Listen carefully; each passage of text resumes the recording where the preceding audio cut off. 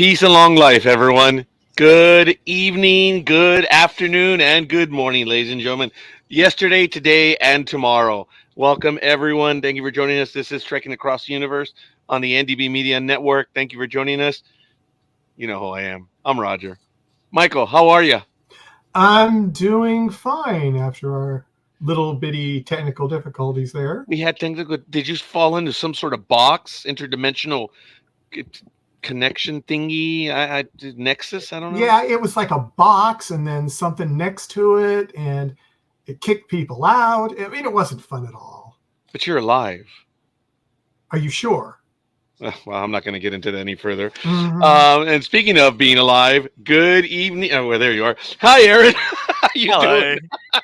I'm good. I'm happy to be here.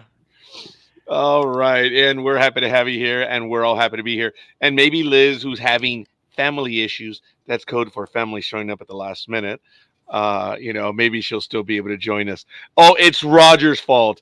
Yeah, whatever, Liz. She says she's gonna a family. I'm sorry. Doesn't it annoy you when people do that? A family obligation? Yes, it annoys me to no end. Anyway, folks, it has arrived. We are here.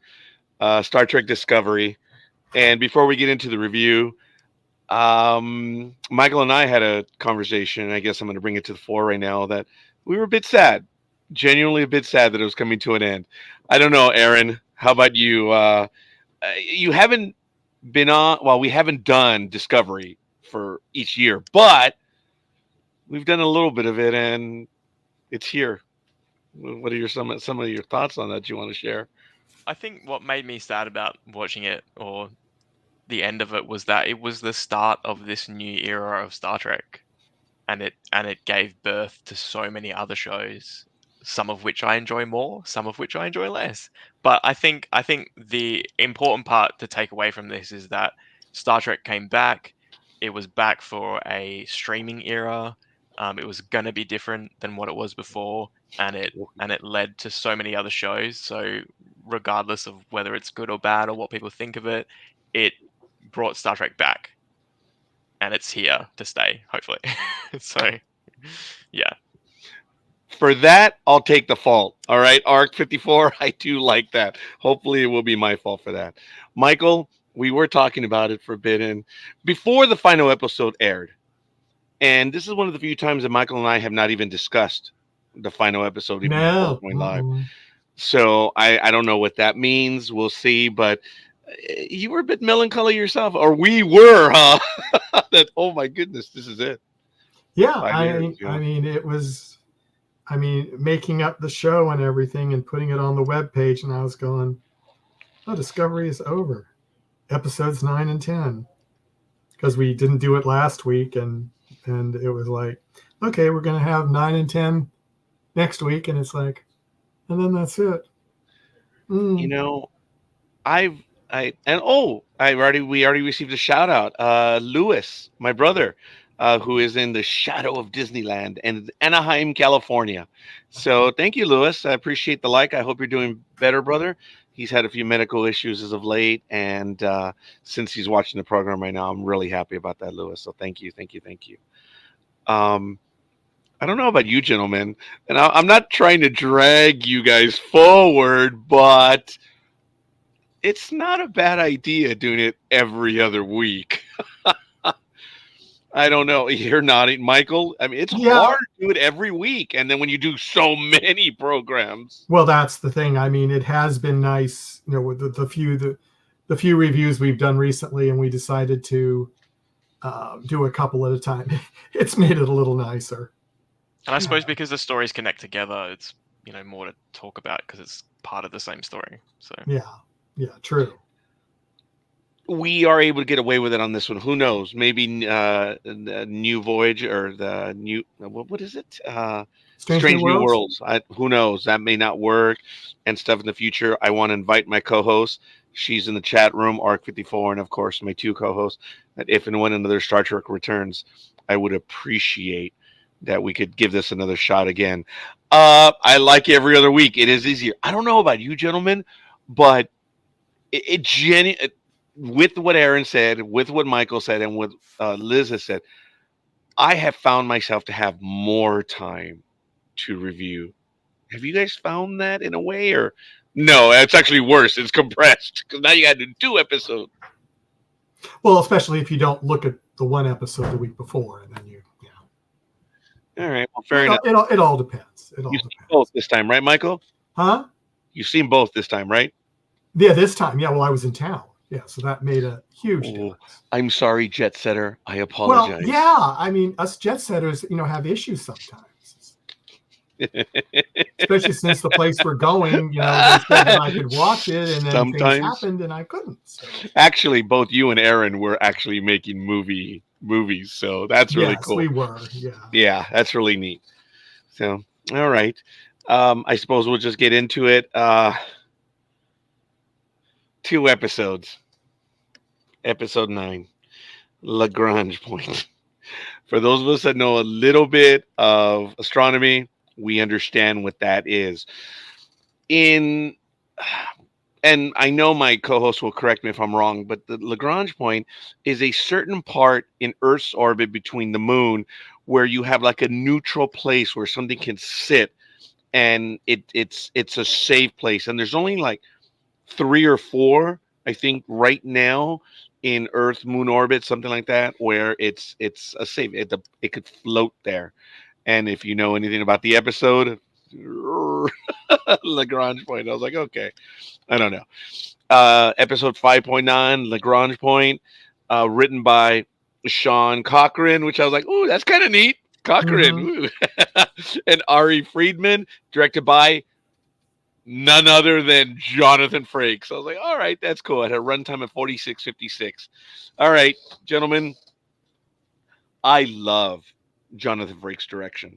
It's flawless. I have a man crush on him. There's no doubt about it. Had the privilege of speaking to him a few times. He's a really good guy, really talented. He is a friend of fandom. It's nice being able to have conversations with him and then to see his work. It's a special connection. It's neat. His work was good. I was ever so disappointed. I mean, it was an impossible mission episode, and it didn't have any surprises. It did. I was genuinely disappointed. I actually caught some lines. There was a line that kind of irritated me a little bit. I'm not sure if it's in this episode or the next one. It's probably the next one. It might be, but always when someone does something unexpected, someone says, "Oh, remind me never to play Ferengi Rummy against you," or Yeah, some other. that was the last one. Yeah. It was the last Yeah. episode. When I heard Yeah. that one, I was like, "Ah, remind me, Mr. Sulu, never to." And forever, is that a trope to Star Trek? Is that? No, I think it's a trope to a lot of things, unfortunately. Oh, okay. All right. Fair enough. I don't know if you guys want to go over the episode in detail. I always ask that, and we end up doing it. But it's up to you guys. Yeah, look, I think like you said, aside from the directing, it wasn't the most exciting episode, and it should have been because it was like they're infiltrating the Breen ship. I feel like even that was quite easy, and it's like, oh, how are we going to disguise ourselves? Oh, well, the computer can replicate exactly. Like I thought they were going to have to steal a Breen ship, and they were going to take their clothes, and they were going to see what was inside, like it, like. But that well, that's what they would have done in the old days. Yeah. Yeah, well, they did, didn't they? In DS9, they did that. Yeah. Mhm. So but they never rammed into a shuttle bay, which was, I'll give them that. That was a creative idea. But if you tilt the ship at a certain angle, and you do, I think I really got fed up with whatever, and I just said techno babble, blah blah blah blah blah blah. I did get a bit frustrated with that, but the whole idea that you could just penetrate the shuttle bay just because of the angle, I, as a matter of fact, there's a little bit of physics that I know. I thought it would be easier on the smaller end to get through as opposed to a big blunt thing, but I don't know.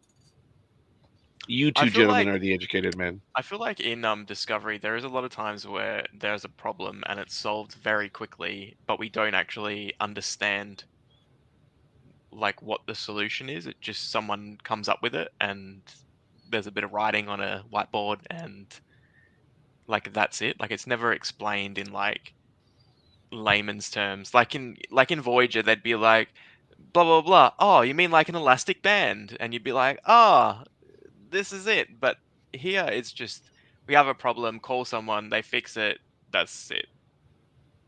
And I feel like that's missing. It is. I don't know where I no longer could understand the technobabble. I understood it from Kirk's time. I understood it throughout the entire movies.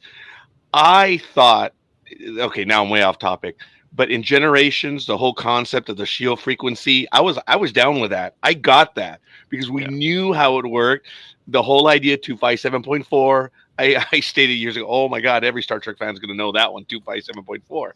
But then immediately Voyager was using the Delta Quadrant, the whole frequency thing and stuff. It was a creative concept. I do have to say that in Star Trek Generations, the idea of someone being able to blow stars up, that was a really good concept now, but that's Generations. Whatever. I'm way off there. I don't know where I lost track of the technobabble. Yeah. Where I was like, huh? What? And I couldn't even understand anymore. And there was a bit of it, I guess, in episode 10, right? Or even in episode 9. But like I said, there was that point where I just wrote blah blah blah blah blah blah, and I forget where it was. But all right, so Saru is in this episode. He's got a little bit to do, and so is his bride to be. Actually, I was frustrated in the two parts where Saru has an idea or something, and then episode 10 begins. He's still in Starfleet. That I thought that was kind of like, whoa. I thought everyone was in a hurry to get there, but that's okay. That kind of did drive me insane on episode 10, carrying over from Didn't episode they 9. had to prepare the shuttle? Well, I think the scene starts with "We've prepared the shuttle," Oh, well, I missed that part. Okay. and they're just walking to it, I guess. Yeah, It just took a while. yeah. It happens. Movie time and temporal time. What is it? Oh, did I just stutter? Temporal time. Sorry. Tempe time. That's bad. I did appreciate how they made it very clear. This is the power of creation. This is like, there's nothing else. This is it. What we can do. I mean, this is, I don't want to say, but it's Genesis on steroids. And I was with that concept, and it was good. And the whole idea that there were two black holes, and okay, I thought it was all right. That was cool. And but then the Breen right away took it from Discovery. They got the tech just like that. So I didn't understand what was the point of Burnham basically faking the destruction of the Discovery. It in fact damaged the ship. Well, I suppose it was more so that they wouldn't realize that they were cloaked and watching them, I suppose. But yeah, it probably did more harm than good, and it prevented them from getting. But then they would have. It seemed like they were going to be destroyed anyway. So Yes. Now, I did appreciate the idea of the keyhole. I did like that. That was cool. And then when the Breens were just disappearing into that, whatever it was, I thought that was kind of neat. Because the first one just like, got sucked in. I think another one tried to get out. And then the third one or the second one was attached with some sort of like a titanium. rope, yeah. Yeah, That something. didn't work. It didn't work. It just sucked them right in. I thought it was kind of funny. I forget in what movie or whatever they just just go, and then we know they're dying. Well, we think they're dying. I did like the concept that it was a dimensional gateway to another plane of existence, and there was a bit of payoff on that idea in episode 10. Yeah. How difficult it is, gentlemen, to come up with a creative idea like that, and seeing what it was. When Burnham shows up in episode 10, I was like, wait a minute. is she inside of a computer? Is she inside of a machine? Because the way it looked, all the panels, I'm like, is she on a circuit board? Is she in the machine? I was tangentially wrong. Well, maybe not. I mean, maybe that was a machine Yeah, in an and we were just seeing a very interdimensional. small part. Yeah. Yeah, I mean, who knows? Because they Okay. really didn't explain it very much. So at least I don't When, think they did. So. at the start of the episode in the teaser, I didn't understand that they were only 60,000 kilometers away from that thing and they still couldn't get to it. 60 kilometers, 60,000, that's within Earth orbit, man. I mean, come on. And then this ship warps in and is able to beat him to it. I was a bit frustrated with that. The team meeting was good right after the title sequences. And the clue that Burnham was given, what did you guys really think it was? That one got me. As we know what happens, I'm like, I'm dead. Remember we were talking about 2 weeks ago or whatever when they were in the library, and even I would have said, okay, I know I'm going to die, but could you at least tell me the answer before I go? In this episode, I would have been, oh man, come on! I was dead. Had I led that away team, the universe is in the hands of the Breen, so who knows? Well, maybe the Breen couldn't have done it either. I mean, who knows? No. When Maul, and we're already jumping to episode 10, I'm sorry. When Maul... No, they're connected. That's what we just said. Yeah. Both these episodes were really connected. So she instantly saw the triangles, the 9 of them. She says they form a bigger one. I was like, yeah, baby, I got it. Because I was thinking when I saw the triangles, I'm like, oh, you can make them into a bigger one. Again, I'm dead. I blew it. Go, Aaron. But I suppose that's the thing. It was like she saw it the way any normal person would see it, and I suppose if it wasn't for the fact that Michael had that clue, and that's what I think did it. Thing. It made her think outside the box with a triangle. Literally. Yeah. That resolution, I was like, no, I never would have gotten there had I been there. I don't think. And then it's really just she turned it around, and when she drew that, I was pissed. I was like, "You SOBs!" To the writers, I was commenting. I'm like, "All right, yeah, you got me. I let the universe die. What's that? Oh, way too many trope lines. Yeah, and the space between. Yes. Now the whole thing about the shadow when she picked it up, that was cool. That was really neat how they went there. I got that part of it. That was cool. Now, the conversation between the president and the Primarch, it was interesting. Primarch Tahal was just blowing off the Federation president, and Saru was going to go on the mission. And we didn't see action Saru, but we saw adult Saru, the diplomatic Saru, which he was all right. He was actually all right.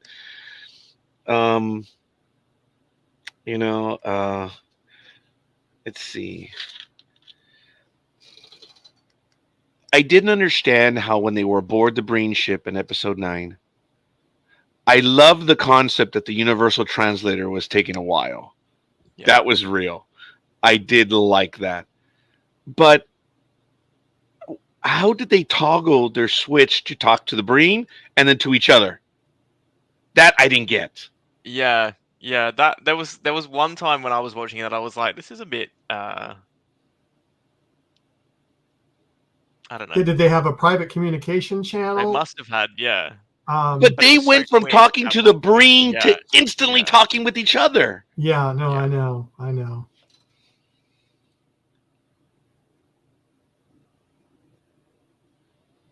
I'm not sure what you meant by that one, Arc 54, but that probably should be censored. Yeah, I apologize, folks. I think she meant to write something else, and when you think she meant like mess with me and find out. It's mess with me and find out. Yeah. I have to say, my brother's still watching. My brother has bad vision, Aaron, and I find this amusing. I've told this to Michael and everyone else. Whenever he's visited with me in other programs, he doesn't type. He speaks into his phone. and the stupid blaster phone spells my name is Rodger. I'm like, my own brother cannot spell my name, which is a joke because, yeah, I kind of thought so, Ark. It's okay. Yeah, it happens. So I think that's exactly what happened. It didn't translate properly. So it's all good. All right. I did like the concept of how, the Impossible Mission Force, 2 teams, 4 people. I was like, man, 4 people are going to go aboard. I thought that was, again, way too easy. They knew the weak point of where they could get through the shields. I thought O'Brien's, being an engineer in the Wounded, remember how he said the shields cycle? He says, I think we can squeeze through when they're cycling. I was like, all right, I get that because of what we understand the way the shields work. I was like, okay, I can do it. It was just an easy fix, Aaron, and that's what disappointed me. It was way too easy. It had some beats, it had some stuff in there, but I was genuinely disappointed with this episode. Just flat out disappointed. Yeah. I don't know if you gentlemen and Liz. No, I mean, I agree. I mean, I wish it had been a little more, but sometimes I wonder, did they, it did seem like I could understand the technobabble from other series versus this one.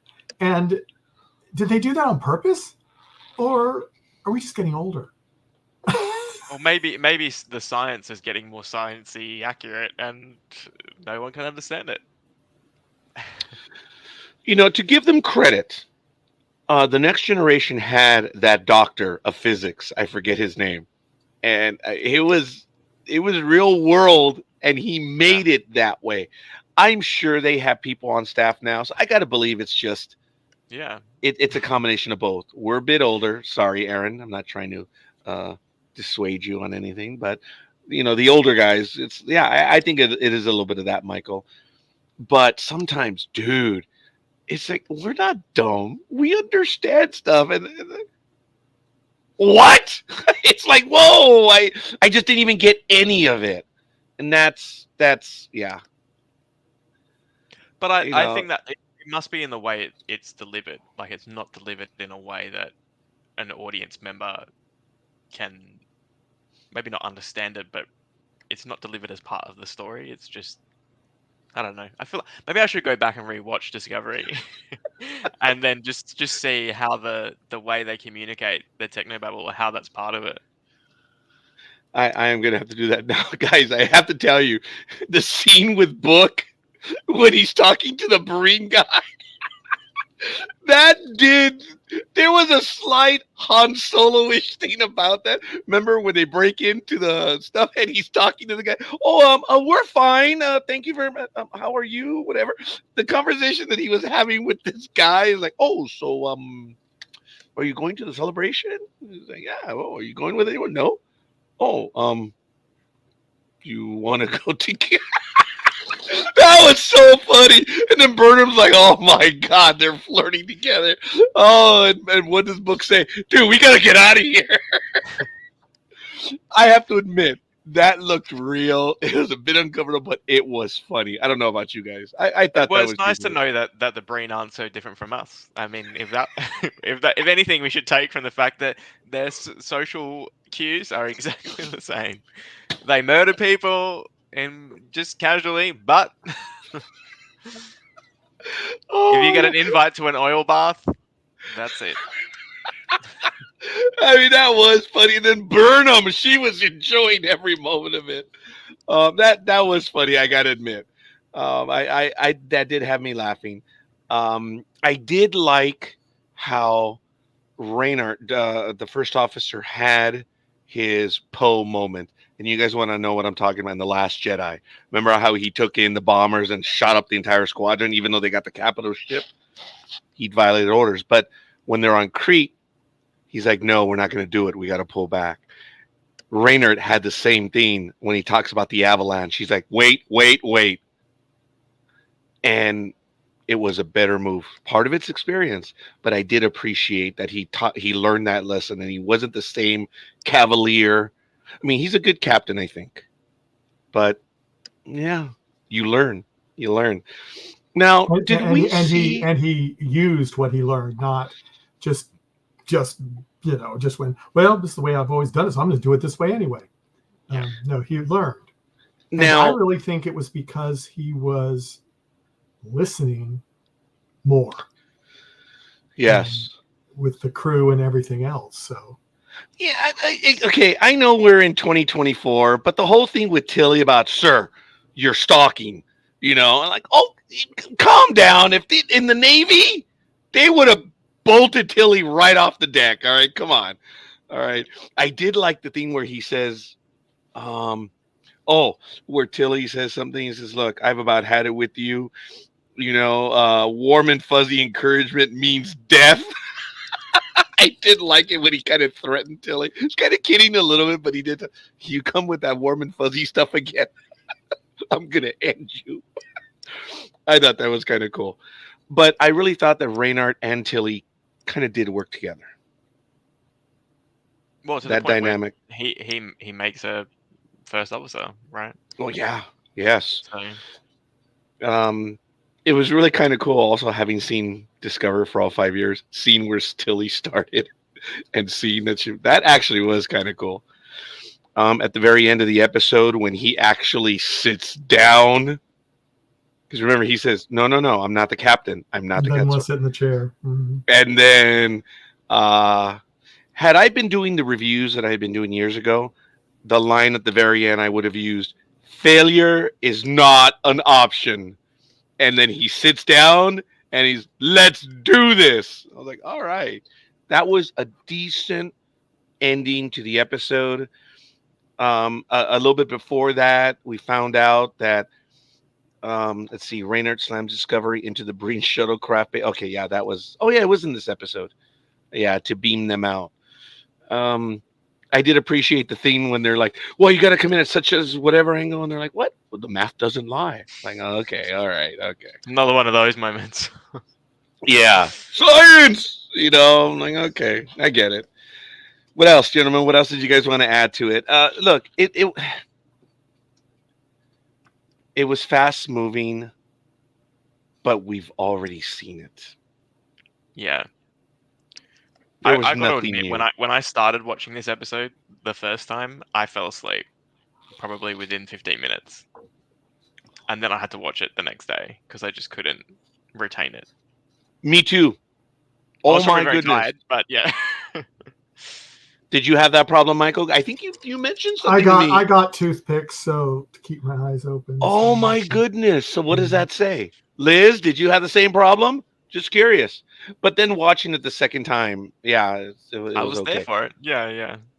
Yeah. Look, it had its moments, but for me, it's like, this is it, man. This is the next to last episode. And it just well, it makes me wonder though, is if Jonathan Frakes tried to pull out as much as he could, but the script just wasn't there for him to pull stuff out, maybe. Other than my gripe of Saru being in episode 10, still at Starfleet, the continuity, I didn't get that. But I really didn't see a problem with the direction. I thought it was competent, very well done.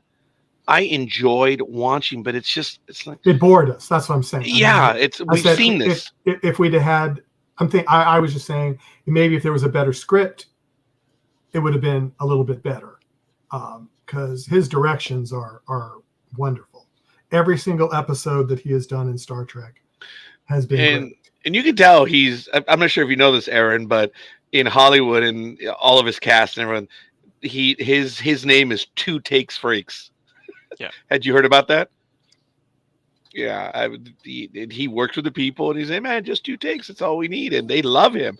I believe he is a good director because he's a storyteller at heart. He definitely has a vision. And folks, was it in this episode or was it in the last episode where they don't fake the blocking. When you have two people who have feelings for each other, are in a romance, or having a conversation, if I'm 6 feet tall and the person I'm talking with is 4 feet, they put that person on blocks, right? Yeah, yeah. They didn't do that in that episode. Did you notice that? That I think the camera angle came down on Burnham when she was talking to Book. I Yeah. saw that, and then of course Saru with his fiance, the Vulcan president. Yeah. There's no faking it. They acknowledge their height. I think that makes it real. I did appreciate that. So there were some good concepts in the story, but yeah, I was just disappointed by it. Yeah. Additional thoughts, Michael, Aaron? Jeez, didn't even take 30 minutes for this review. No, No. I didn't think it Yeah. would. On to the next one. Oh, all right. Whee! Hey, but you know what? All kidding aside, folks, for me, it felt like it was a misfire.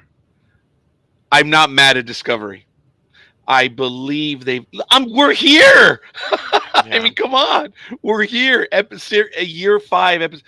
Guys, we can have a negative opinion about something. Aaron, Michael, I just cannot handle people who, if you say one negative thing, they just lose their minds. Have you dealt with people like that, Aaron? That I are think the problem. I feel like the problem is at the moment with social media is that people just say, like, that was shit, and with no context, and then you get people where they're like, oh, this is the worst show ever. I stopped watching it. Well, why are you talking about it? Shut up. And I feel like, and then yes, off the back of it, you have people who really do enjoy it, and then they get defensive because they're constantly being bombarded with people that's saying this is shit, and they don't provide any context with it. And I feel like that Well, just because has those people turned, never even saw the show. yeah, and That's why. it's so just a mess right now. oh my God, Aaron, you're so right. And in the other world that I inhabit, the sports world, when you say what you did over in the sports world, they'll just say so and so sucks or the team sucks. It's Yeah, like, yeah, okay, goodbye. I don't have time. So it's frustrating. I'd like to have a conversation, and I'm glad. Look, we're adults. We can give our opinions, and that's why I enjoy doing this with all of you, even though Liz is not with us right now. But yeah, Liz did say, like I said, it was just too silly. It was a letdown for her as well. Okay. Flirting now, are we? Well, they were. And yet, I look, it was funny. I'm sorry. It was just well done. Other than the communication issues, that I was like, well, wait a minute, come on. It's okay. It just that did annoy me. They weren't even pretending to like motion that they were pressing a button or something. Like, come on. And there was no like. Anyway, okay. on All a right, more folks. positive note, actually, on the Yes, episode, please. the visual effects, especially for like the finale, are really great. It is visually stunning, and the fact that they can do all these things and make it look like it's a feature film, that should be commended. Yeah. Yeah. I agree. Michael, last thoughts? Yeah. I mean, I'm looking forward to us talking about 10. Okay. There were some No. interesting things in that. Yes. Michael did hint to me because he had seen the episode and I didn't ask him, but he said this one runs well over an hour. Oh, really? So, okay, so it had my attention. Oh, and I don't know if I mentioned this. This episode had a runtime of 46:56. So a Not, little bit shorter than what we're used to. The first episode, oh, yeah, number the 9. first episode. Yes, yes. Yeah. This one had 1 hour, 25 minutes, 34 seconds. Yeah. So it was, for me, it's like, all right, I want to get my money's worth. So there was a little bit more to it. And it's episode 10, season 5, Life Itself. Wow, okay. All right. Let's see. Written by Kyle Jarrow and the executive producer, Michelle Paradise. Now, of course, they were all involved, but they're the ones that got the writing credit. It was directed by Olatunde Osu Sanmi. And I ask forgiveness, Kyle, if I butchered your last name. All of them. I ask you for your forgiveness. All right. This is our last review, gentlemen. Jump in, Michael. The thing in this one that surprised me, a couple things, but the first one, jumping ahead near the end, when she met the progenitor, and then they said, "Oh no, we didn't make this technology; we found it." Shades of the movie Contact with Jodie Foster. Yeah, and so I was You've like, seen that one, right, Aaron? I have, yeah. Yeah. yeah. So I was like, We don't huh? know, but this is the way it's been done for billions of years. Yeah, and I just went, what? So that was my first like, oh, that blew me away. I did not see that coming. You guys know how I have a habit of equating a scene or a moment with a movie or an episode or whatever. When she said that, I was like, "Oh, Contact!" I think I did write that down somewhere. So I had quite a few in this one. Aaron, go first. Michael did. Now you go. Sorry, sir. Oh, I actually really enjoyed watching this. Just I feel like I just watched it and didn't think. I just took it all in somehow. My Yeah. brain switched off and I just enjoyed it for what it was. I thought visually it looked great. The inside of the gateway was a great use of like set and the AR wall thing. I thought it was great, and the laws of physics don't apply inside, and she was jumping around and stuff like that when they're doing the fight scene. I thought it was great. Oh, well, when they did this fight scene, I was like, "Oh, Star Trek, Beyond, where they're fighting at the Oh Yorktown yeah, station." yeah. That was one of my first or ones. doing a different thing, The Matrix. Oh, very good. Now, at the very beginning, during the teaser, when you heard the voices of the music on how when she falls through, I guess when she falls in, I had a flashback to the voyage home when the Klingon bird of prey makes the jump, and then we see the past. Yep. It kind of echoed. I don't know if it's deliberate, whatever, but I got that vibe, the voyage home vibe. And then as Burnham showed up, she finds a few Breen. Well, not all of them were dead. I thought that was cool. All right, that was good. And then we get the title page, and then Discovery nears the portal. Fighters attack. Even though I took a lot of notes, they were all like one sentence of a scene.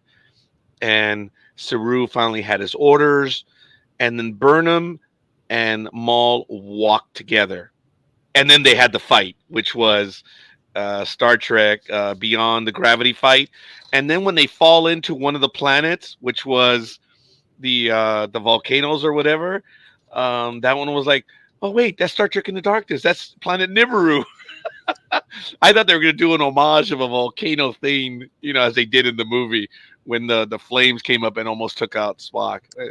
That would have been a nice callback, but it's subtle. You guys know in that scene in Star Trek in the Darkness where Spock falls down and he's looking at everything going on, and then there's that lava that's coming up and it makes the sound? That's the rock monster from Lost. Listen to it again. It's the that theme that was out in the whatever. Well, that was in the darkness. So I was kind of oh, that'd be great if they did it right here. But anyway, okay, sorry. So, did we see the Riker maneuver part 2 when they took out the fighters? Because remember, in Insurrection, they sucked in all the Oh right, yeah. the stuff, and then they I thought fired you at he, it. like stepped over the back of the chair, and I was like, I don't remember seeing that. Yes. Was this because in this one they led them through the plasma field and they fired the torpedoes and they incinerated it. That's why it wasn't exactly the Riker maneuver, but what is it? Is it its own maneuver? Is this whose maneuver would this be? Would it be Reinhardt's? Yeah. They literally He touched was on in the multiple chair. Star Trek shows. Yeah. Yes. The whole idea of Colbert saying, I've got to go, and Stamets wasn't happy with that. And Colbert said, I don't know why, but I have to go. I have to help him. and I thought that was kind of cool. I came out of nowhere, but then again, it Yeah, didn't. I feel like his little arc throughout this thing was interesting because it was brought on by the fact that he had the Trill thing going on, and then it made him question his own faith. But I feel like we didn't hear from that for a while, and then it by the end of it, when he's like giving the shield frequency or whatever, and even Book is like, "Where did this come from?" Yeah, And it was well, kind of, I've had it in me the whole time. the whole So, time, but he didn't need it, so it didn't come out until he was there. So yeah, 5.1732. He's just, what do you mean the frequency? There's literally thousands of them. yeah, 5.1732. yeah. He just looks at him. Yeah, that was good. Had they, I think, Aaron, had there been a scene or two in the episodes after about him, like, what is that from? You know, I Yeah. think it would have played a little bit better, but you know what? It is what it is. Had he says, wait a minute, where's this from? Another scene could have been, wait a minute, is that from, when did the joining? That would have been a nice setup, I think, and it would not have I come out of nowhere. Yeah, I feel like the two options were either to have throughout the episode things that come to mind that don't have anything to do with him, and it's like, oh, that's a consequence of his joining, or you know how each clue was left by one of the people, founders, Yeah. whatever.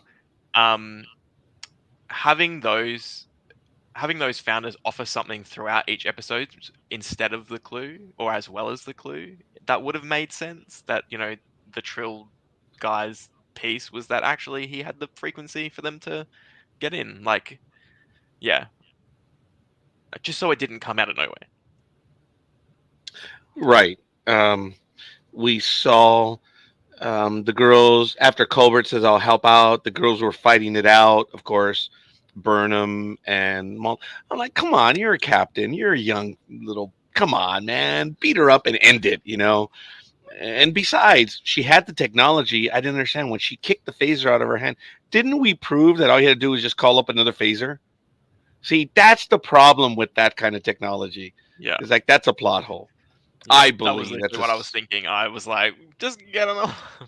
well, she did say that she couldn't because she didn't have it in her kit or whatever, because what's his name was in there in stasis. So Oh no, I was talking about Burnham. When Burnham. when she had the phaser kicked out of her I hand, thought you were talking just about- like, hey, come on, tap it again, get another one. I mean, she gave her the medical dermal regenerator thing, so Yeah. clearly there's other stuff in there. Yeah. Yeah, maybe we have Hermione's bag. Where God, Hermione had it. That was so awesome, man. Everything Hermione had in that bag for Harry Potter. or Mary Poppins. Let's just go all the shows that they've done. Yeah, we will. Maul then eventually does trust Burnham, and then we get that maneuver that I talked about, the Riker maneuver. Yeah, Aaron, the Riker maneuver is him going over the seat. Sarcastically, that's what they call. But in Insurrection, remember they're talking about. Yeah, that's. I guess this would be Riker maneuver 3, if in fact it is. And then we had Star Trek 5. What was that one? What was my comment? Oh man, I did it again. But then Saru arrives and he has a conversation with Tahal. I thought it was lame. And even the chief of security that was with them said, "What did you do?" Said, hold on, we got the information that we needed. That was good. Seeing him come back, and like I said, we didn't see action Saru, but we saw Saru at his best. It was that Predator Saru. That's right, Predator. Yeah. I thought it was a tad lame when he says, "Look into my eyes, see if these eyes are lying at you." I'm like, dude. I saw someone comment and they were like, "We can't see it because of the prosthetics because they don't move." That's good. I like that. Yeah. All right. Burnham and Maul were among the flowers. We're standing on it, and then she said, "This is a monument of someone who was actually here." And I did like that. She says, "What is that? The disc in the center. It's an interface, and then the triangles." And I loved how she was trying to help out Burnham, where she said, "Well, this is easy, man. 9 pieces create a big triangle." Like, yes, yes, that's it. All right, we're on the same page. Completely wrong. Now, I was trying to think. I said, okay, well, wait a minute. But if you have one triangle, but what about if you put equal up? That's 1. There's 8. Ah, there are no equal triangles. I was losing my mind. So I don't know. I like I said, I never would have figured it out. Discovery was still in battle, and then the portal was changing shape. And then we had the plasma ignition. They got all the fighters, and then they were having the tractor lock failure, and that's when Colbert says 5.1732. You know, it's good. And then they had a proximity alert. It's like, oh, come on. And then Saru has a conversation with Tahal. Look into my eyes. And then what's her face says, remind me never to play Ferengi Rummy with you. I'm like, I think that was the only time that I actually rolled my eyes in the episode. That was it. We had the light show. Burnham reawakes after Maul knocked her out. And Maul was still attached to the machine. She was twitching because she couldn't get free. I guess that was a penalty. You guess wrong and you're stuck there. Then you're stuck Jeez, there. man. Yeah, it was like Yeah, the safeguards. Yeah. Safety protocols. Yes. Now, again, when Burnham did what she did, and she put the triangles, I was like, I was more disappointed with me. I thought that was creative. It was right there in front of us. Michael, would you have solved that one? No, me too. Aaron, I saw feel it like- the same way Maul did, and I go, oh, look what would have happened to me. I feel like the only clue that I picked up on was the fact that when she's walking through in the lobby area, I guess, when she initially goes through the gateway, she makes a comment about the fact that there's like negative space behind the lights. yeah, And I was like, oh, I feel like that's going to connect somewhere, and it did. So I thought that was a good payoff. it was. It was. I was disappointed in me because I was so close on some things, and like I said, in my alternate reality, the universe is dead because I blew it. That's not an alternate reality that I like going to. Let's see. Look into my eyes. Okay. And then the progenitor arrives. When the progenitor was walking towards, I have to admit, I was like, oh, you know, this was payoff from back in the 90s from that episode, The Chase. That was, my mouth was open. It was a Star Trek moment for me. It was well done. And I've been waiting for you. And then for what was happening is, oh my God, was that the Close Encounter / ET moment? Oh, no, sorry, that was lame. And then the progenitor admits, well, I'm dead. I'm just a representation, but I'm here to train you to operate this technology. And that's where she explains, we found it. Yeah. Wow. In Star Trek lore, we've always known of the progenitors. And the episode The Chase was really cool. I knew as a young kid that these preservers or whatever they were, they had seeded the galaxy. That's why they were so mean humanoids. And I always want to know who the progenitors were. But they were really just some other people that were even before them. I mean, folks, this is almost like what's going on in Turkey right now.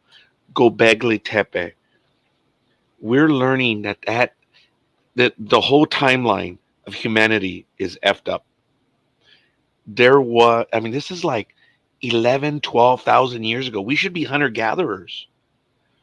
But we were in a civilization already. And then they have another Tepe, which I forget the name, which is probably even older than that one. It is screwing with the timeline that we've established for years. It's amazing. Was it us? Of course it was. But we didn't know.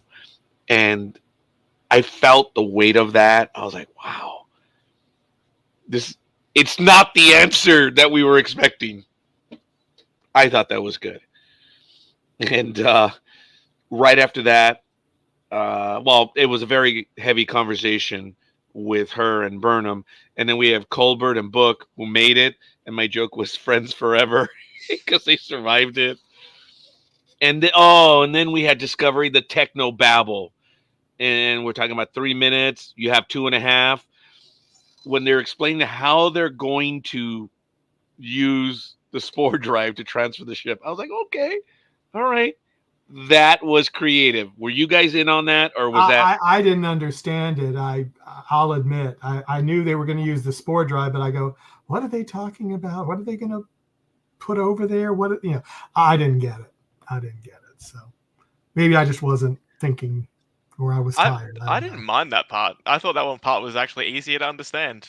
Yeah, must have been me then. Yeah. Separate the ships, go around the thing, bounce the thing, it goes away, done. I was actually okay with that. I got that. I must have been tired then because I did not get it. I feel like that was a very Star Trek explanation. Yes, and that's something that I recognize, and I could see that. And I did appreciate Reinhardt's thing. Where are we going to send him? To the galactic barrier. And that was another touch upon the if you think Discovery and TOS now bookended, right? The Great Barrier, and now here. Just send him to the Great Barrier. That's going to leave him decades away from home. So these guys are Voyager for the Breen. I wonder if they're ever going to make it home. The caretaker was Reinhardt. Yeah,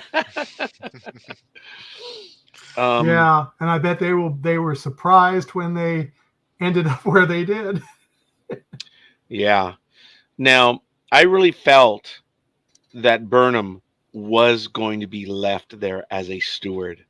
I thought her life as a starship captain, everything was over. I thought that you're the one, you made it, you're the one, you're the chosen one, and this responsibility is going to be left to you. And I don't know if I would have been in that spot. Well, no, actually, I would have been in Mole's spot. I'd still be stuck. Yeah, I'd be there stuck.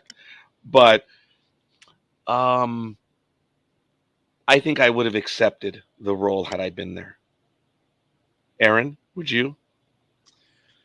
I'm not sure.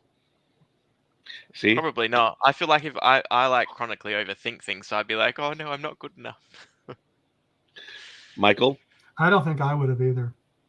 See, that's going to show you who the arrogant one is amongst the two. That's why both of you are filmmakers and I'm not.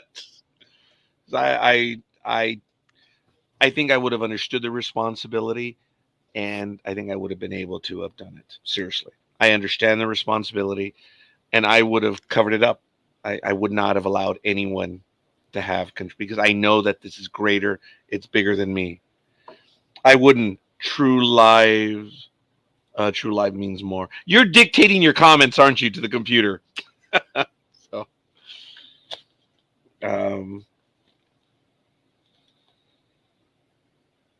I feel like Michael's choice in the end, while it is a very Star Trek solution, that, of course, no one should have this power, we're going to destroy it, greater good, etc.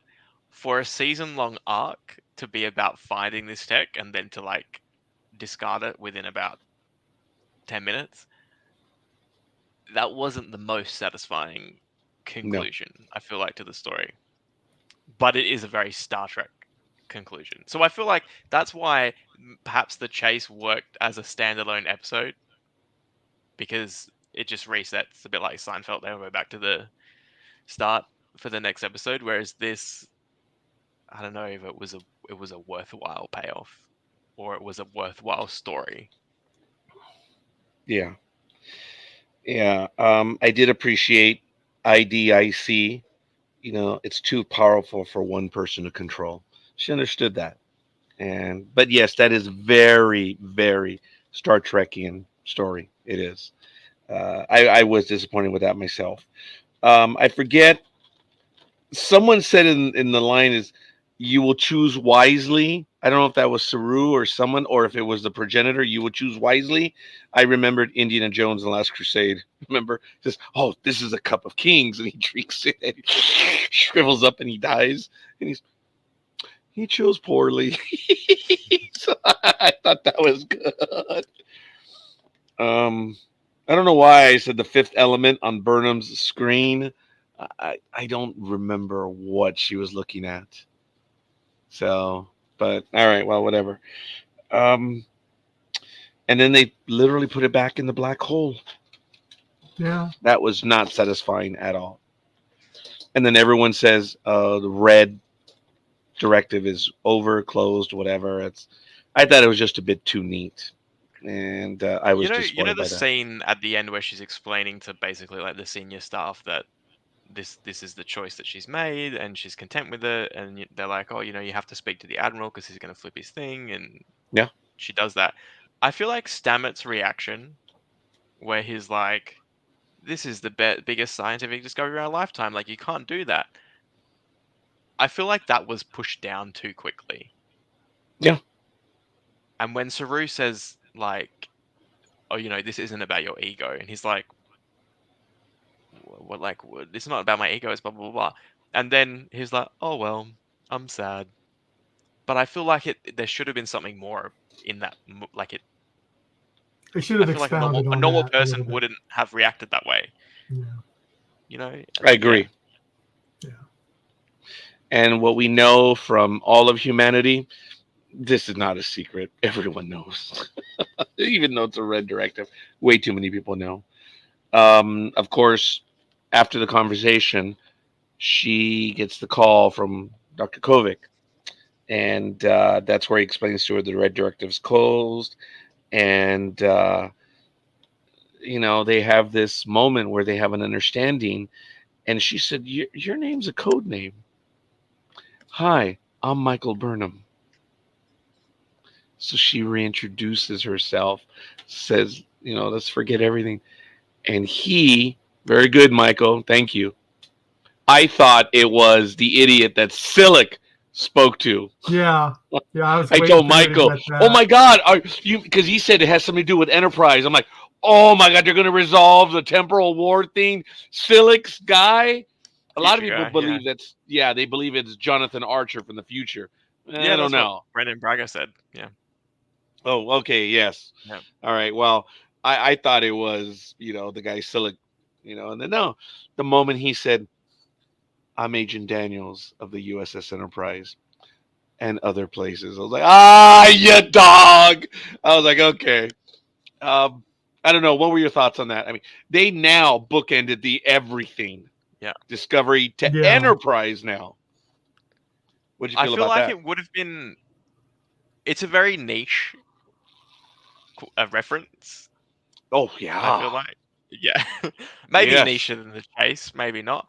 But I kind of wish he like turned into the original actor or something like that. But also, the one thing that bothered me was that he says USS Enterprise when it should be NX-01 Enterprise. That's true. Yes.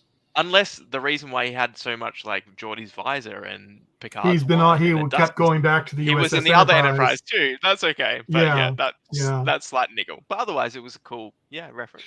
Now the reference was DS9, right? Yes. Yeah. Okay, and gentlemen, being a baseball fan, I have a baseball fan on my desk.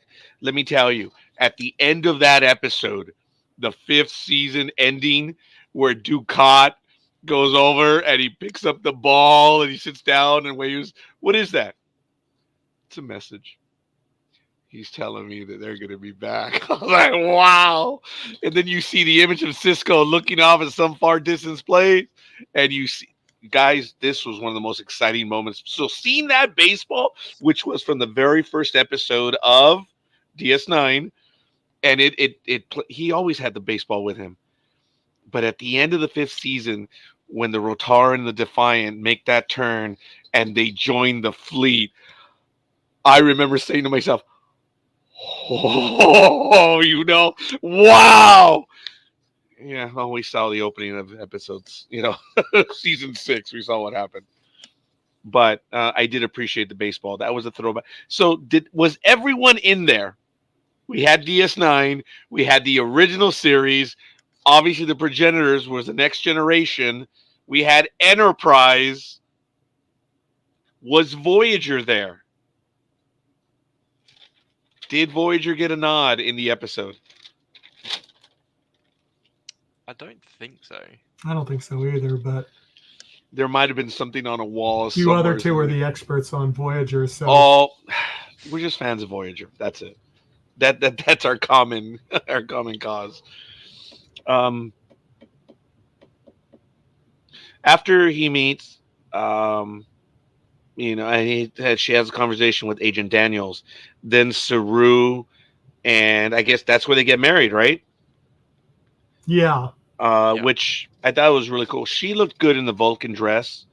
Um, I really thought that they caught the Vulcan or the cultural aspect. She looked good in the way. It's like they guessed. They made it future, and it looked good. Saru, wow, I don't know. Was that Predator gear or what? I don't know. But it was all cool. It, the comment that we're all connected, that was neat. Um, I'm glad Book and Burnham settled everything. They had the real conversation that they never had, and it was good. And it was on a beach, real. like when they first Yeah. met. That's right.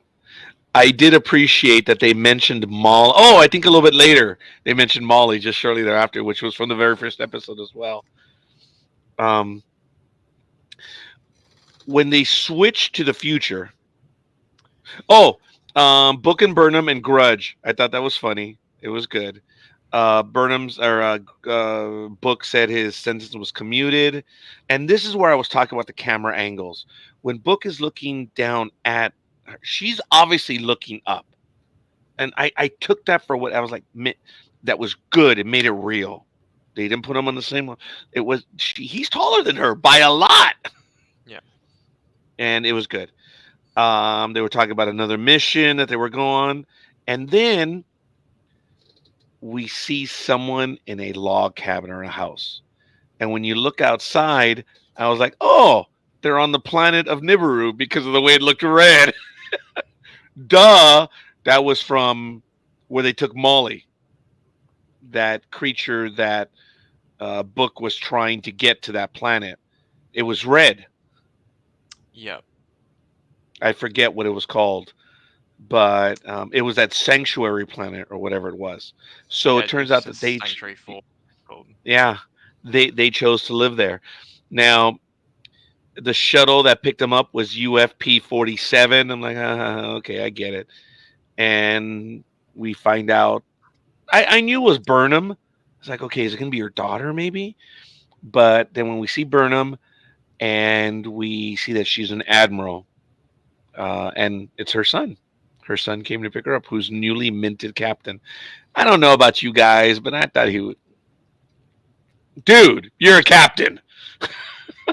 it, he didn't have that swagger as a captain. Because he was new. Yeah, well, he had that whole bit in the shuttle where he was like, I'm feeling really anxious about it. And if anything, you would share with your mother and your father, I suppose. Yeah, that's yeah. But the chemistry looked good when all three of them were talking. It Yeah. felt real. Did it come across to you guys as well? Yeah. That was a family unit. I loved the gestures when they were talking about, that felt real. That was good. That was instant. We see the Discovery 1031A. Okay. And then she goes aboard the original on one last mission, and she speaks to Zora, and they have a wonderful conversation, she and Zora. And we now know from the Star Trek short, the connection, that this ship is somewhere in the far distant future. And she's just sitting there, and someone comes aboard her in the Star Trek short. So, who knows? I don't think we've seen the last of Discovery. Yeah. As many Star Trek fans may not like Discovery, the reality is a lot of people do. Because if it wasn't getting the views, we would not have had seasons 3, 4, and 5. Well, I mean, no one in their right mind would spend money on something that no one's watching. It's like anything on Netflix now. If they don't have the numbers for season 1, they're not going or to they're gone. do it for season 2. Yeah. So Star the Trek argument is is not right. right. The argument, yeah. So we got 5 years, and now we're gonna get 5 years on Lower Decks. So she's aboard the ship. Oh, and they returned to the present where they're all aboard the ship in I guess, a send off or something, or they had just completed the mission, whatever it was. And then we go back to the future. And she says, "You ready? One last mission. Let's fly." I got to say, I don't know how I feel about the last 20 minutes being part of the story. I understand why they did it, but I feel like I would have been equally as satisfied if they ended it with them on the beach walking off to do one more mission. Like, I know it's not like a big Star Trek-y ending, but they're not always like that. So yeah, That, Aaron, is what leads me to believe we have not seen the end of Discovery. We will see something that will take place again. And because it would have been a perfect ending on the beach as well. Yes, I Yeah. agree. Discovery got a much better ending than Voyager did. I was so disappointed with Voyager that it ended. We're home. yeah, Granted, we saw that at the very beginning of the two-parter, and they finally get home and we see everything. So maybe they answered it in one way, but the way it ended, it's just I did like the two-part finale. I did appreciate when Janeway gives it to the Borg Queen. Don't get me wrong, that was nice, but it was just such an abrupt end. I didn't like the way Voyager. On this one, my thought was, okay, they're very deliberate in spending a lot of time on this. I don't think we're done with Discovery yet. I'm probably wrong. Michael? I'm not sure if that. If Or that's just your comments about the episode. You don't have to follow no. up on it. I enjoyed the end. Because I was wondering. I said, "Wait a minute, it's got 20 more minutes, Yeah. and everything's wrapped up." And I go, "Ooh, what's going to happen? Are they going to be thrown back into the past again?" And she gets to see her brother Spock. I mean, I was like, okay, what's going to happen? Yeah, but then it was like, okay, well, this is how they're ending it. So I guess it's telling of how they regard Discovery, because I feel like most shows would not absolutely have the opportunity to go back and do another 20 minutes of filming after the show's been cancelled. Like that's insane. From what I read, they had 8 weeks to plan that shoot from when they found out, and they shot it in 3 days. So, oh, really? The additional 20 minutes? Yeah. Oh. Oh, I didn't know that, Aaron. I had no idea about that. I was going in blind. So the episode was done, them walking off on the beach, and there was an executive decision made that they added to it? Yeah, as soon as they found out who was ending, they had 8 weeks to plan stuff. Really? Yeah, because they would have found out when we found out, basically. Okay. All right. That's well, fair. then that would explain how they got some of the cast members back that had other obligations, and that's why they weren't in a lot of the episodes. But, like Detmer and yeah, that one. Mm-hmm. Yeah. I'm so sorry, folks. Okay. When they did the montage, they had almost everyone except for the young lady that was the robot or the android. But she was brought. I forget what happened. That the original actress got hurt in an accident or something, and she was replaced by someone, the android, and then the android died. Well, that original actress was brought back with no makeup. She was just a regular crewman. Right. I thought that was kind of cool. I didn't see her at the end. I did. I don't know her name, and it's my ignorance that I cannot pronounce. But when I was watching the montage, I'm like, yeah, you that guy, yeah, you that guy, yeah, you that. The biggest fault of Discovery is you don't know the other people. That's always been my complaint, my gripe, that you just don't know who the others are. I think that's because the what we traditionally think as the main characters of Star Trek in this show aren't the main characters, and I think that's the issue that people have. Because traditionally you'd have like the helmsman be like a main character, whereas then they're not. And I think the way they approach that potentially is the problematic part. Oh, so it was a goodbye for us then, and a goodbye for the cast. I Yeah. think that's Okay. 100% true. That's what it seemed like. It seemed like they deserved to be together and say goodbye, and that's how Yeah. it came across. I also know that the guy that played Dr. Colbert, he actually wasn't there for that um For the montage, finale right? bit. Yeah. Yeah, and they had a stand-in for him, and then they CG'd his Wow. face. So Oh, really? yeah, Yeah, because I understand the ones that played Detmer and the ops officer, they had other commitments. They couldn't show up. That's why, and when they were doing the filming, they had been replaced, and they were told, "Well, your guys are flying the Defiant." yeah, You No, the know? Enterprise. Yeah. Oh, I'm sorry. It was the Enterprise. You're right. yeah. The Yes. ISS Enterprise. Yeah. Yeah. The Defiant was And what we hoped it was. okay. Yeah. Yeah. Um, you know, there have been some disappointing endings. I still, to this day, believe the last scene of the Next Generation was so well done. The original Next Generation ending is still one of my favorites. The entire two-part episode, it was so well done. I was disappointed a bit with Voyager. It was good. I was really prepared for them to stay in the Delta Quadrant. I was. I'm like, hey, we're gonna get some movies from Voyager out there, but they had to get home. They had to get home. DS9, wow, what an ending. Enterprise, well, we all know what happened there. They really screwed the pooch. On this one, I don't know where it's eventually going to rate. It's definitely above Enterprise, maybe even a bit above Voyager, but I don't know where it's going to stand. It was not a bad ending. It has its problems, as Aaron mentioned, and I agree with them. The whole thing of this guys, we spent a whole year following this super weapon, and it's like, oh well, we're gonna hide it.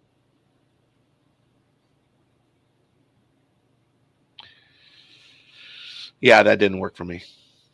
So, all right. That's because you wanted the power. Oh, are we still live? I'm sorry. Was I smiling a little bit too much? Did I Yes. give it away? Did Pretty I much. give it away? Pretty Look, Michael's smiling because he Pretty- knows it to be true. Look at that. I really believe I would have been a great caretaker, but apparently, a lot of other people don't believe that, so it's okay. So, the final season, I have been against this storytelling. The entire season is one story. I'm still against it. I am not satisfied with what Discovery did all 5 years. There was never, except for maybe the third season. And I'm not certain, Aaron, you're not a fan of the third season of Discovery, are you? That's where they jump three to and the four. forward. No. Oh, I didn't care for 4. For the third one, Michael knows from the first episode. I mean, I was drawn in. We know when the acting officer puts up the flag at the end. True believers. Oh man, there's hope. There's hope for the Federation. When they visit Earth, Earth's no longer part of the Federation, and then what was it? Episode 3, Unification Part 3. Oh, that was cool. I appreciated that they were putting the Federation back together. That was good for me, but I understand it wasn't for you. And yeah, all right, yeah, I'm all right with that. I'm not But shattered. I think it's the larger arc. I think I didn't enjoy. But what you said about like piecing back the Federation, I guess that could have been like the B arc of the season. I feel like that Yeah. is interesting. Yeah. But I'm not a fan. I'm not a fan of this storytelling concept. I guess I like bottle shows, or not necessarily bottle shows, because that's a negative. A bottle show, as I understand it, is something that stays on the sets. You don't spend a lot of money and stuff. That I mean, a closed story. This the one story in this whole. I'm still not a fan of it. So those Yeah. are my thoughts. I As think it's far as also in, difficult when each arc is a quest as well. Like I yeah, understand that they're part of the military, so they do missions, but like yeah. I guess when they're going to like the planet with the water thing challenge, yes, whatever, that I like that as like a standalone concept. yeah, So as long as it's different each time, I think that's the joy of the arc. yeah. I'm just not a fan of that storytelling. I'm still in. I'm watching it, and I'm actually I'm figuring there might be a little bit more discovery. I mean, is that a fan or what? I don't know. I can't say. Michael, what were your thoughts then? I suppose of the entire series. I mean, you saw every episode as well, man. Yeah, I saw every episode. I mean, I have some favorites, and I have some. Why am I watching this? Um, and I didn't understand where it was going the first season. I mean, Oh yeah, I didn't understand this new propulsion they had. I said, we never heard of this, and this was before the original series. I said yeah, that kind of bothered me, but I got used to it. And now they've discarded, and now at the end they discarded it. They're not using it. I yeah. just thought, well, that's interesting. I mean, don't they like to be instantaneous? They kept using the Discovery to do it for all their missions. The the one episode that I really, and I'm gonna ask Aaron if he can think about it. What is the one episode that really like got under your skin? Mine was, I think, in the fourth season, the syndicate took control of the Discovery. They did it so easily. It just annoyed me to no end. And then they're in the turbo shafts. Remember where they're running along the ship and they're on the turbo, and you could see it was cavernous. They really, I think you remember what I'm talking about. They ruined the whole idea of what the interior of the ship was like. It's supposed to be in a turbo lift, not on a little rail, and you can fall down to your death on the outside. That really got on my nerves. But that was the worst one. I just didn't like that one. Please don't tell me there's so many to choose from, Aaron. I'm trying to think. Yeah, I know. Yeah. Did you have an episode, Michael? I can't even think of one that I absolutely hated.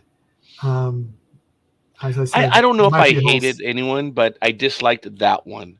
I really did. Um, there aren't too many that I disliked. I can tell you that um, the one for Unification Part 3, where they go to Vulcan or Romulus or whatever it is, uh, and the Vulcan president is on their side. It felt good. That I enjoyed how when they got to Earth and when they had a chance to send to visit the tree of the Academy, even though Earth was no longer a part of the Federation. I mean, it had its moments. There was some good stuff, but I don't think there were too many that were just bad. I don't think there were. Aaron? I think I can't think of an episode that really bothered me, That's but good. what I can think of is two moments that have always stood out for me. They're both in the first season.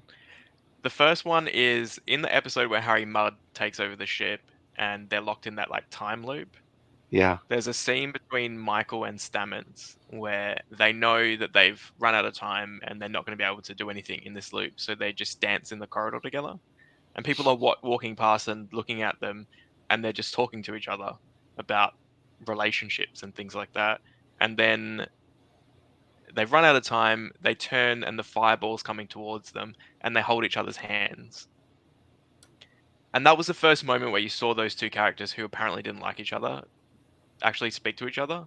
And I just Yeah. love the imagery of the fact that they knew they were going to die, and they were going to die together, and they hold hands. And that has always stuck with me. I can picture that so clearly. And the second moment is Giorgio's will, when she leaves the telescope to Michael, and it's a hologram of her, and she's talking about how proud she is of her, and that she's become a captain and to look after her people. And I can remember the whole monologue, and I just thought they were just two really good like human moments in the show, and they will always be my favorite moments of the show. It's interesting. I appreciate it. Well, I've shown you. I've talked about some of my memories as well. Michael, do you have any moments that stood out for you? I know. I know it's tough. Last minute. Well, it's tough. I mean, the one that got me was the second season when Captain Pike sees Vina. I mean, that was like, oh my.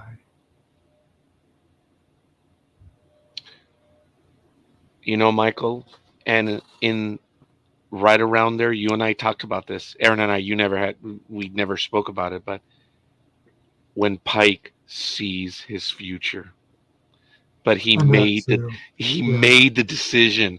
We all know the horror of what is to come, and this man saw it through and is seeing it through. That was it's almost like the Titanic, the iceberg, and you're like, oh my God, turn, turn. We know what's going to happen. The horror of Pike, that I remember from the second season. I was abjectly horrified because he now knows what's going to happen, and he's chosen to do it. Oh my God, the fortitude of that. Yeah, and then later when he talks about it on his Strange New Worlds. Strange New Worlds. Yeah. And he says, I just didn't see it. I felt every single moment. Yeah. And I was like, yeah. So that was a wonderful. Is that a callback or a tie-in? Go ahead, Aaron. What I was going to say was, I think that's a good way of playing with like the canon or like the past and bringing something new to it. And I think that I feel like season 2, I think, was a good example of, well, there were certain good examples of playing with the legacy of Star Trek and making new stories out of it. The second episode, Ed Aspera. I mean, oh my God. Oh my. Fandom was so angry with them when they said, oh, asylum. I said, what are you talking about?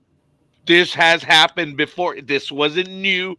This is a true concept. Asylum. What a resolution to that. I called Michael. Michael, have you seen the episode? No, Michael, not yet, Roger.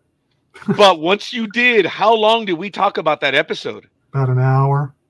Just he and I were having a conversation about that one.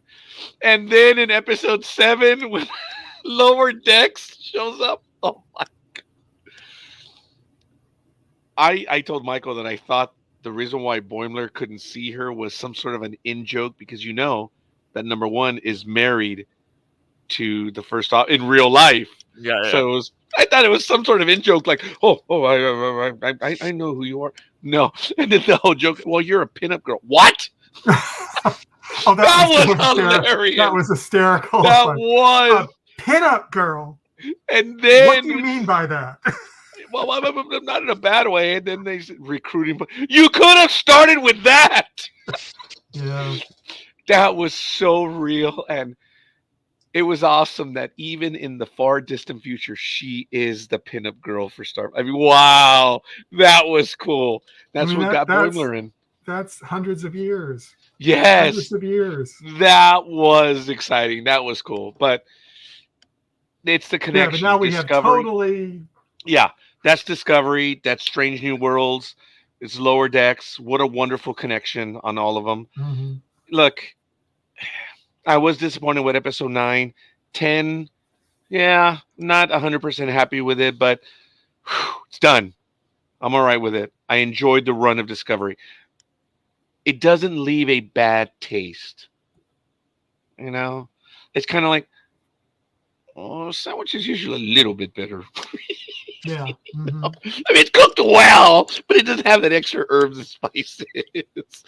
So, I want to thank everyone at Paramount. I want to thank everyone at CBS. It was something, and I know that I am no one, but I'm still going to make this comment because this is the way it should be. I am so thrilled that they never explained why she is Michael Burnham. They never did. They never stated it. It is understood that in the future, those things don't matter anymore. It is a concept that, again, I'll never understand the lifestyle change choices, but it was handled in such a way that it's normal. And folks, this is what Star Trek was. It was in the 60s, it was in the 80s and 90s, it was Voyager, it was DS9, Enterprise, Discovery. Star Trek has always pushed the boundaries of the human situation. In the 1960s, you had a multicultural, multi-spatial, I can't say human being. Everyone was there. Everyone from around the world. In the future, we get our shite together.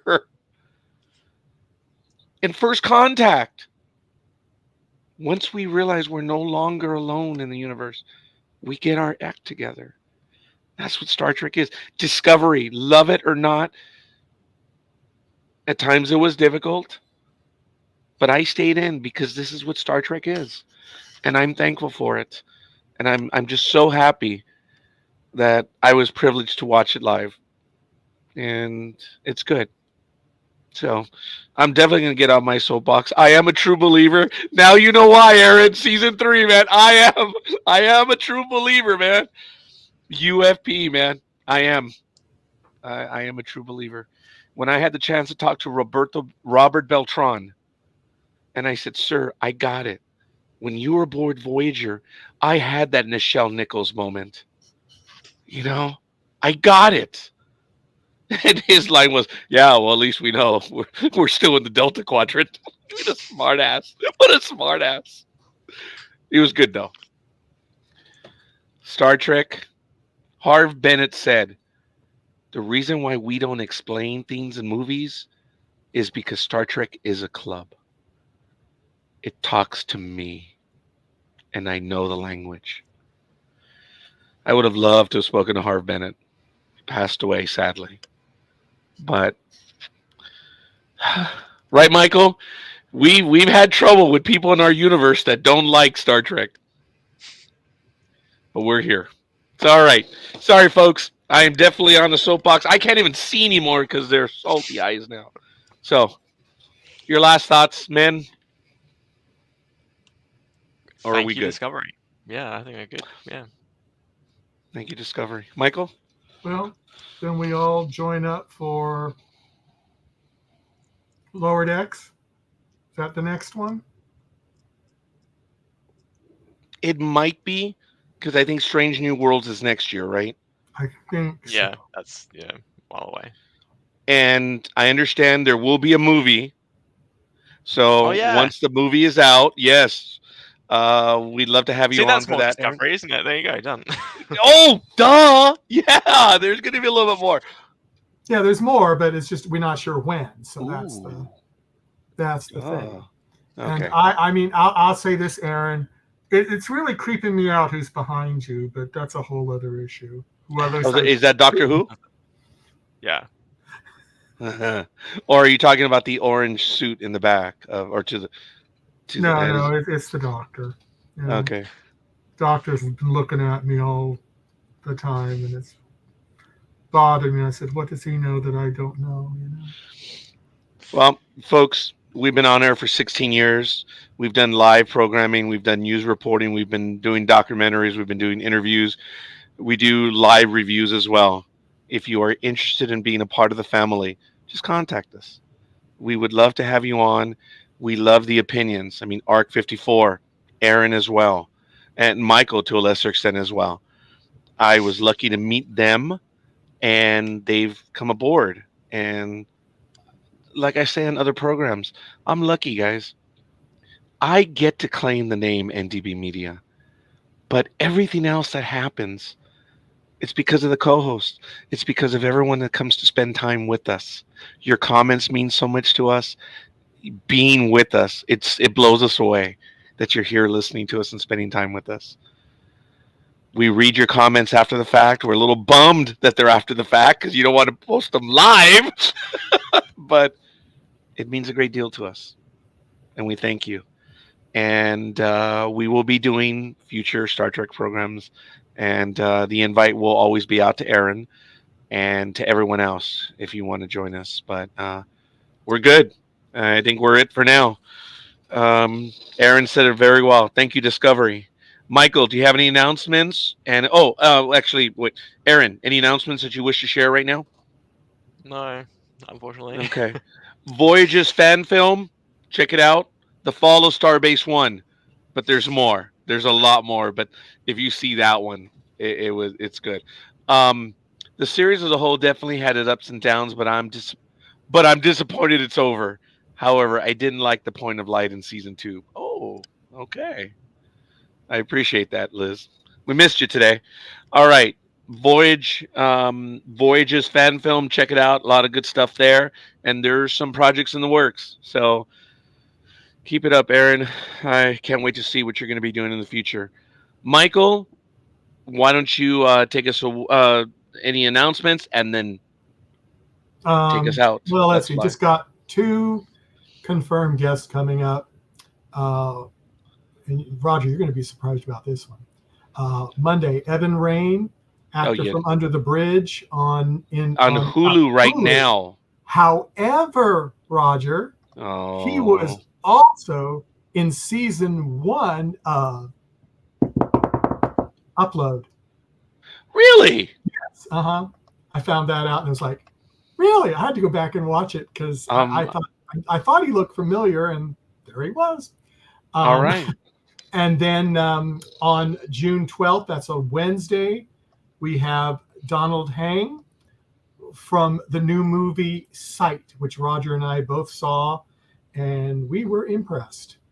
The movie Sight is playing nationwide in the United States. I'm not sure if it's down in Australia and New Zealand. If you have a chance, Aaron, it's a good story. It's based on a true story. Mhm. It has to do in China. There's a little bit of yellow journalism. That's not racist in any way. It's just they leave some things out because they wanted to play in China. I mentioned to Michael there's no mention of the Cultural Revolution or the Great Leap Forward, which were disasters. But we know that those are the events that take place. Part of it. Mhm. But Donald Hang played the father during his young years, and it's based on a true story. And I'm looking forward to being able to have a conversation with him. So, all right. Yeah. So those are the two. Working on some other ones, but those are the ones that are confirmed. So We're in June now. We got a lot of regular programming coming up. Battlestar Galactica, House of the Dragon, the Acolyte review. We got a lot, folks. And it looks like we're going to be doing the Rings of Power as well. So we'll see. It's just a commitment. We've done it. But we have someone who is a fan of it. Hey, was Greg watching Yeah. Discovery as well? No. he was, but he's busy with stuff. Yeah, his family. Yeah. Yep. Kind of like Liz, too. Whatever. All right. Yeah. Well, that's it. Aaron, I know your Sunday is coming up, brother. Thank you. Aaron, it's been a pleasure. You already know. I respect you as a talented individual. I'm the one that's privileged when you get to spend time with us. I am a fan, Oh. man. I am. Thank you. And But thank you for inviting me. I really appreciate it, and it's been fun to review another season of Star Trek with you guys. So thank you. Yeah. hopefully we'll be able to do some stuff in the future. But for now, all right, Michael. Yeah. Thanks everyone for coming.